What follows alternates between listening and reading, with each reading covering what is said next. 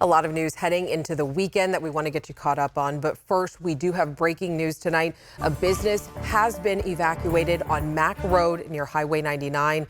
This is over in South Sacramento. Police are on scene. SWAT, they just arrived. We will have a live report in just a minute. But to tonight's main point, 2 Placer County school districts say that they found no evidence of wrongdoing by a pastor or his LGBTQ youth group, and it comes after controversial headlines in the national news. Becca Habegger spoke with the pastor today and tells us what the districts have to say. Becca? Yeah, Alex, you might recall Loomis pastor Casey Tinnin. You might recall his LGBTQ youth group, The Landing Spot. You might even recall when far-right activist group Project Veritas released an undercover video of Tinnin shot without his permission or knowledge, which set off alarm bells for local school districts. Well, 2 districts are now saying they have found all claims of wrongdoing by Tinnin or The Landing Spot to be unfounded.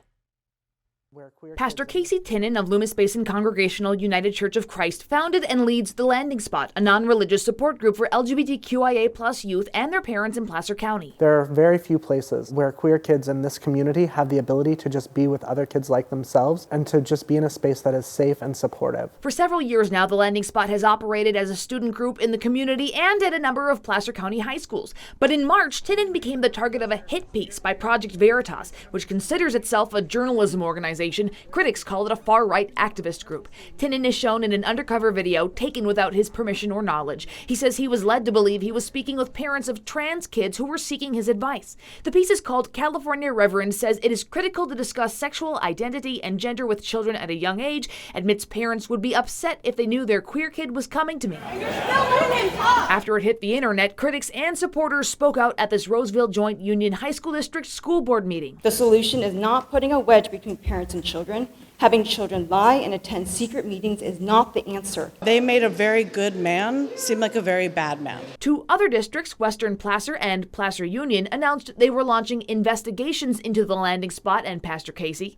On June 20th, Placer Union's outgoing superintendent told the board the investigators found no wrongdoing. After a full investigation, we have not had a parent, we haven't had a student come forward to say any harm has come to students. The Landing Spot will have access if our students request it like they have done before, after school, in clubs, supervised. And just this week, Western Placer released a 30-page report detailing the third-party investigation and how they too found no wrongdoing. My hope is now that we have heard from 2 districts that there is no there. We can move beyond this. I spoke with Tinnin and Church Council co-president Sarah Bacciardi about the district's findings. Our goal throughout this entire process has been to support him and to support The Landing Spot, knowing that these allegations were empty. And we're really glad that the report has proven that what we knew all along, which is that Pastor Casey is an amazing and supportive individual. And we're so happy to have him as our pastor. Now, Pastor Casey and Sarah wanted to report some good news as well, due in part to the national spotlight from the Project Veritas hit piece. Pastor Casey says some $30,000 in donations have come in for The Landing Spot and for their summer camp. And get this, the group just wrapped up what they call Camp Fruit Loop. That's where 40 teens in the LGBTQIA+ community spent several days getting to be themselves in a safe and fun setting. And before we go, I do want to ask you about that 30-page report finding no wrongdoing. Any updates on that? Yeah, the independent firm that conducted it says all of the criticism they received came from people with ideological differences about the LGBTQIA+ in the community in general. All input from people with direct knowledge of Pastor Tinnin and The Landing Spot was positive, they say. Now, there's a lot more detail. It is a 30-page report, so we have put that on our website, abc10.com/links. All right, Becca, thank you so much. And in other headlines that we're talking about today, taking a stand in fentanyl crisis, the Placer County DA says that they have now convicted a 21-year-old of second-degree murder and other charges following a fentanyl overdose death. A 15-year-old died in Roseville last year, and this is being called the first murder conviction connected to fentanyl in the state. Law enforcement in South Lake Tahoe is warning people to lock their doors. They say a foot fondler is on the loose. 2 women staying at a resort in State Line, Nevada, woke up to someone in their rooms fondling their feet on Sunday and Monday. The Douglas County Sheriff's Office is leading the investigation. And a bill making its way through the state legislature trying to address increasing retail theft is facing opposition. The bill aims to stop employees from confronting active shoplifters by extending workplace violence prevention rules. Opponents claim it would do nothing to address violence. Preventing a situation where someone walks in with a gun and decides to do terrible things, right? This regulation is focused at a core level on training, record keeping, those kind of background pieces.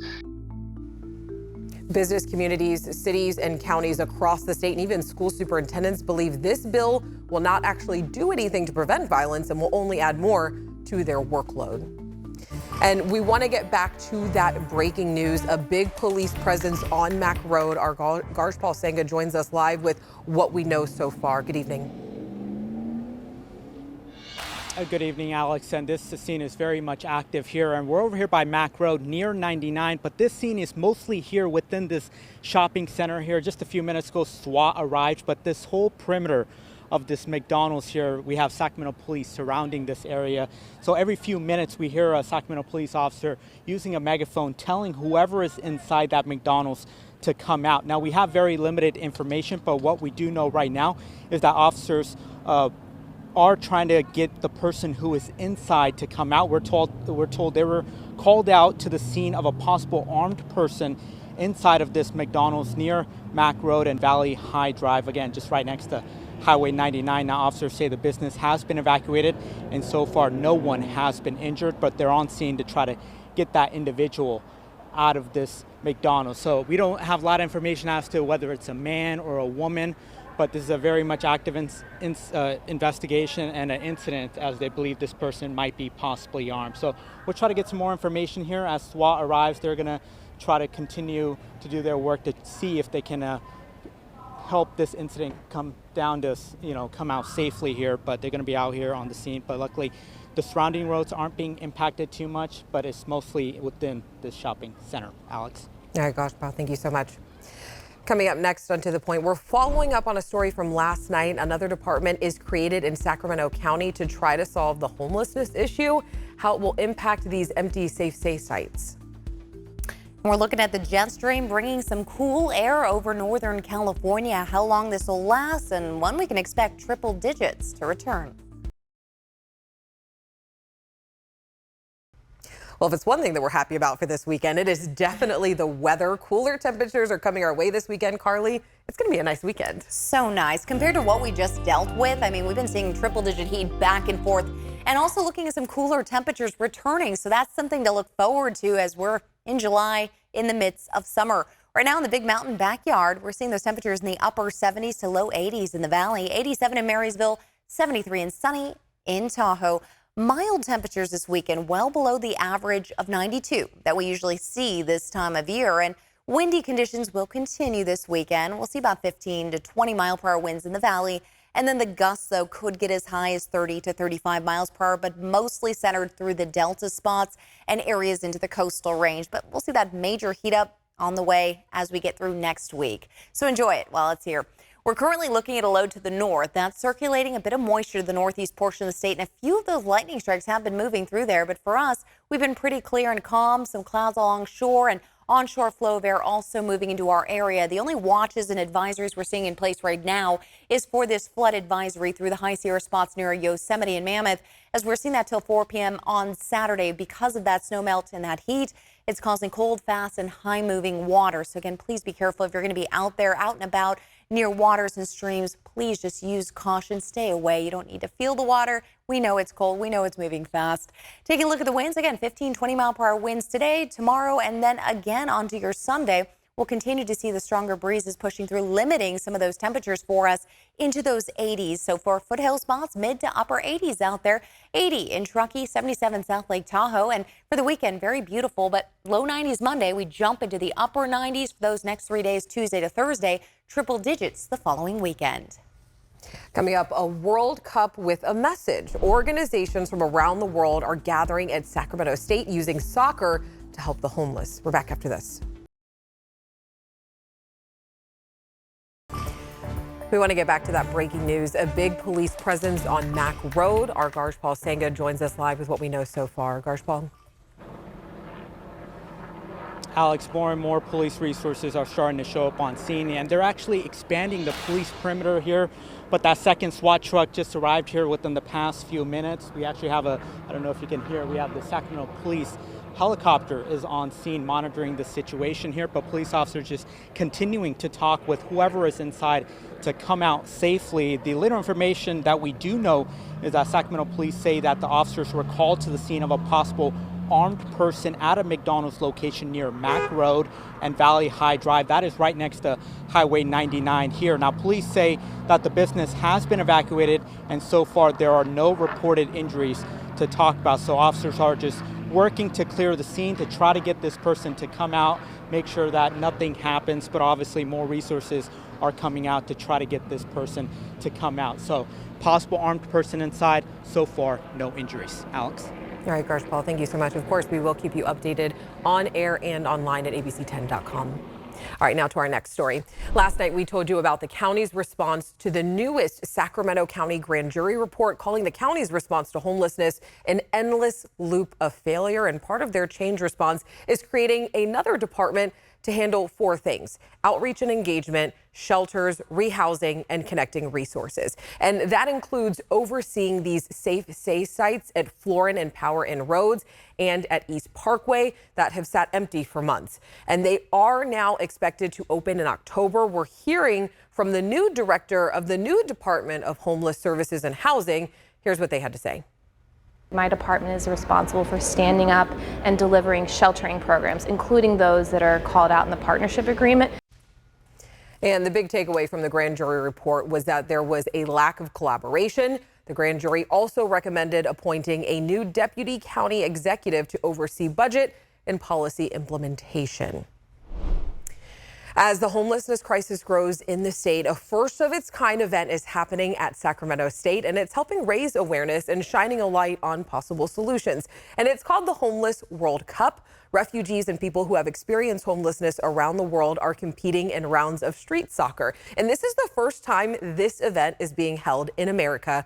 Photojournalist Xavier Uardi took to the pitch and spoke to coaches, organizers, and even some of the players today. Take a look.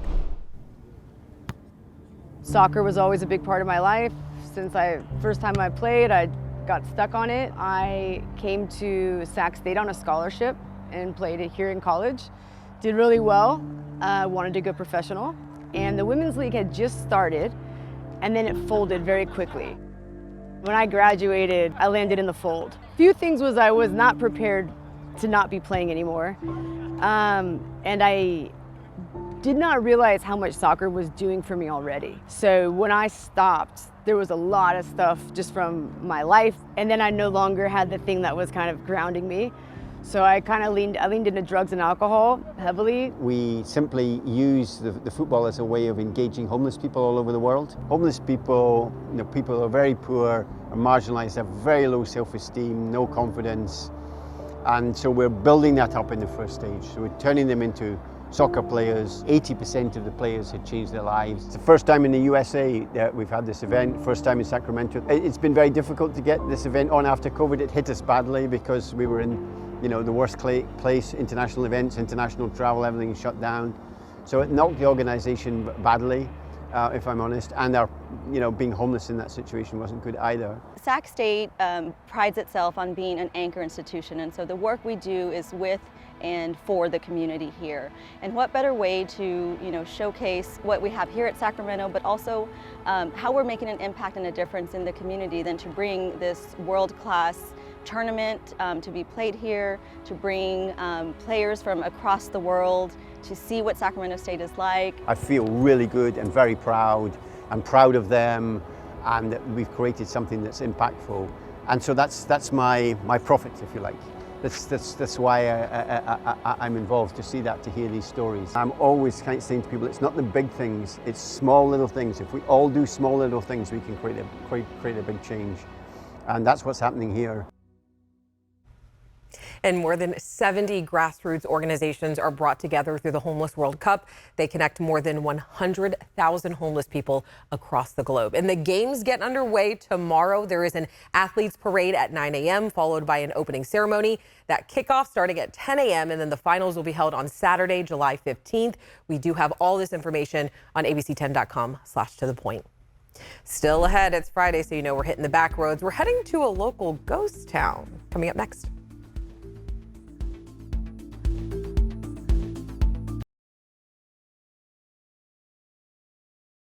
Back to that breaking news. A business has been evacuated on Mack Road near Highway 99.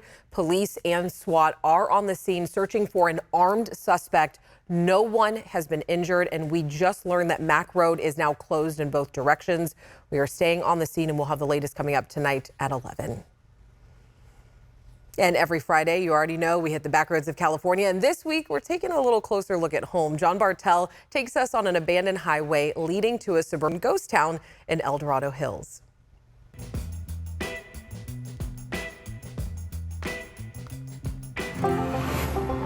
As you climb Highway 50 in El Dorado Hills, there's an old ghost town that most Lake Tahoe-bound travelers pass without even noticing. This hidden ghost town is known as Clarksville, and the buildings were abandoned a long time ago. If they aren't sagging to one side, most of them are just in pieces on the ground. But once a year, this lonely ghost town is booming with life. Well, welcome to Clarksville. Why have I never really heard of Clarksville before? It's just not much talked about, not many people know it's here. Welcome to Clarksville Days, a celebration of the good old days when wagons ruled the road and gold mining pioneers inhabited the hills. It was a mining town, kind of went into a trading post, and then it became, a village. Doug Huss is a member of the Clarksville Regional Historical Society, a group that preserves the history of this place and gives access to curious visitors. It's all private property, so there's no way to come here except when we can get it opened, which is generally once a year. Clarksville was founded during the gold rush of 1849 and named after Mr. Clarkson, who had a trading post of sorts near an old stagecoach route that led to Sacramento. Kind of in the later 1800s, there were 4 hotels here. The first one was the Mormon Tavern. Clarksville became a boom town, but like most boom towns in California, it went bust in the 1860s and became a farming settlement. So it's kind of like a transitional town from the gold rush to farming. Clarksville's story isn't over yet. In 1915, the little farming town started gaining new traffic from the newly created Lincoln Highway. And it basically was an idea of a coast-to-coast highway from Times Square in New York out to San Francisco. The Lincoln Highway was America's first transcontinental road for cars, and it ran right through Clarksville, bringing a lot of tourists and money to the town. It was a huge undertaking, but the American people and everybody were all behind it. They wanted, most of them wanted to see this go in and come through their town, go through their community. The Lincoln Highway was the brainchild of Carl Fisher, the founder of the Indianapolis 500. He was an entrepreneur and an idea man that talked the Goodyear Tire Company and the Packard Motor Car Company to front the majority of the money for the Lincoln Highway. Abraham Lincoln, of course, helped unite the country, and so it was named after him. In the beginning, construction of the Lincoln Highway was mostly made from gravel, and it was also plagued by a series of financial and political roadblocks. But eventually, the federal government passed the Federal Highways Act of 1921, which gave states money to pave their stretch of the Lincoln Highway and create a highway system that we know today. It's got a few potholes now, but compare this, this is actually holding together pretty well. Yes, it really is. Clarksville reaped the benefits of the coast-to-coast highway for many years, but in the 1960s, Highway 50 was created and bypassed Clarksville, and it didn't take long for the little community to just fade away. Today, only patches of the Lincoln Highway remain in places like Clarksville, and it's a reminder of America's road-tripping past. I'm hopeful that we can preserve this as a historical site and make it become something much grander that people can always enjoy. From Clarksville on the Lincoln Highway, I'm John Bartel. Hope to see you on the back roads. And we are keeping an eye out in South Sacramento. A business has been evacuated on Mack Road near Highway 99. Police and SWAT are on scene searching for an armed suspect. We have just learned that Mack Road is now closed in both directions if you're heading that way. Have a great night. We'll see you later.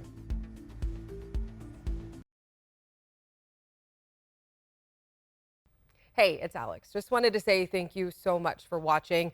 I really love hearing from everyone, and I hope that you'll stay in touch. Reach out to me on Facebook at AlexBellTV, or you can email me at tothepoint@abc10.com, or you can even send me a text message at 916-321-3310.